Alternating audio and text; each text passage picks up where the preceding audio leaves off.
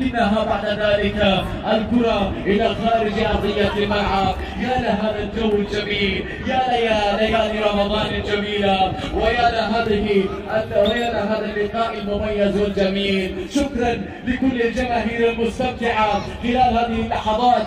ومرت فردا وسلاما على مرمى وشباك الحضري. الكرة بعد ذلك إلى منتصف الملعب. ما زالت المحاولة قائمة. دقائق صعبة، دقائق تبقى، ليست هنالك دقائق كثيرة يا عبد الرب.